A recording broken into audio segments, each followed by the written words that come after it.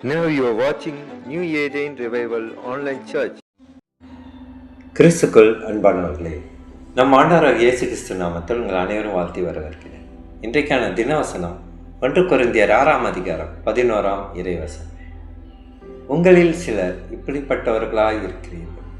ஆயினும் கர்த்தராகிய இயேசுவின் நாமத்தினாலும் நமது தேவனுடைய ஆவியினாலும் கழுவப்பட்டீர்கள், பரிசுத்தமாக்கப்பட்டீர்கள், நீதிமான்கள் ஆக்கப்பட்டீர்கள். கர்த்தருக்கு மகிமை உண்டாதாக. கடந்த வாழ்க்கை நம்மை நிர்ணயிப்பதில்லை.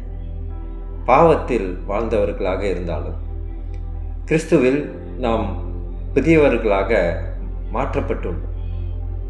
தேவன் நமது கடந்த காலத்தை விட நமது எதிர்காலத்தை நோக்கியே பார்க்கிறார். கர்த்தருக்கு மகிமை உண்டாதாக. இயேசுவின் இரத்தம் நம்மை கழுவுகிறது. மனிதனால் நீக்க முடியாத பாவக்கரைகளை இயேசுவின் இரத்தம் முழுமையாக சுத்திகரிக்கிறது. உண்மையான மனம் திரும்புதலுக்கு தேவன் முழுமையான மன்னிப்பை அளிக்கிறார். என் அன்பான சகோதர சகோதரிகளே, பரிசுத்த வாழ்க்கைக்கு அழைக்கப்பட்டவர்கள் நாம். ரட்சிக்கப்பட்டவர்கள் பழைய வாழ்க்கையை திரும்பாமல் பரிசுத்தத்தில் நடக்க வேண்டும்.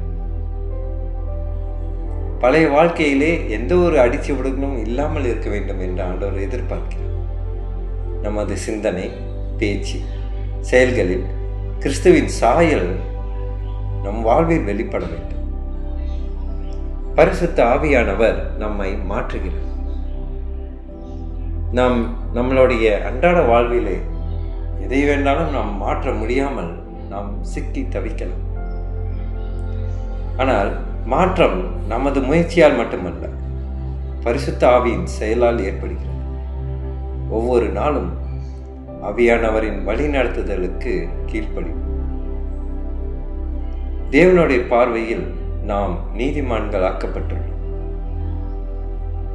இயேசுவின் நீதியே நமக்கு கணக்கிடப்பட்டுள்ளது. குற்ற உணர்வில் அல்ல, கிருபையில் வாழ அழைக்கப்பட்டுள்ளோம்.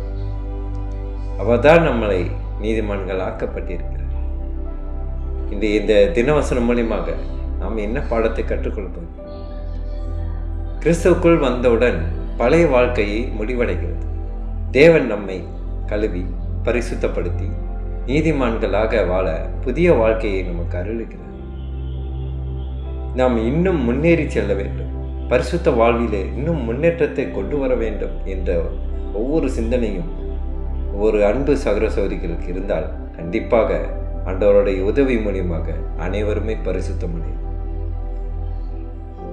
இப்போது நாம் ஜெபிப்போம். எங்கள் அன்பின் பரலோக பிதாவே, உம்முடைய நாமம் மகிமைப்படுவதாக. சோத்துக்கத்தாவே, அப்பா, இந்த தினவசனம் மூலியமாக நீர் எங்களை பரிசுத்தப்படுத்துவதற்காகவே எங்களை ஈர்த்திருக்கிறீர் ஆண்டவர்.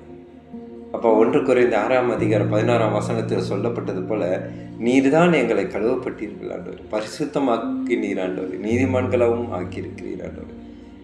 இந்த பாவிகளை எல்லாம் கண்ணோக்கி பார்த்திருக்கிறீர் ஆண்டவர். சோத்து கத்தாவே, துதிக்கிறோம். எங்கள் அன்பு சகோதர சகோதரிகளுக்கான ஜெபிக்கின்ற கத்தாவே, அவர்கள் வாழ்க்கையில் உன்னத வாழ்வில் வருவதற்கு, பரிசுத்த வாழ்விலே, ஆன்மீக வாழ்விலே முதிர்ச்சி அடைவதற்கு தேவை கிருபை செய்யும் ஆண்டவர். உம்முடைய சித்தம் என்னவென்று தெரிந்து கொள்ள அவர்களுக்கு கிருபை செய்யும். உம்முடைய விருப்பத்தை நாங்கள் அனுதினமும் நிறைவேற்றுவதற்கு எங்களுக்கு நல்ல ஞானத்தை தந்திரும் நான் ஜெபிக்கின்ற கத்தாவை. சோத்து கத்தாவை, எங்கள் அன்பு சகோதர சகோதரிகளாக நான் ஜெபிக்கின்றோம். இந்த நாள் முழுவதும் அவர் செய்யும் ஒவ்வொரு காரியத்திலும் நீர் இருந்து வெற்றி பெற செய்யும். சோத்து கத்தாவை துதிக்கிறோம். இயேசு மூலியமாக ஜெபிக்கின்றோம் நல்ல பிதாவே. ஆமென்.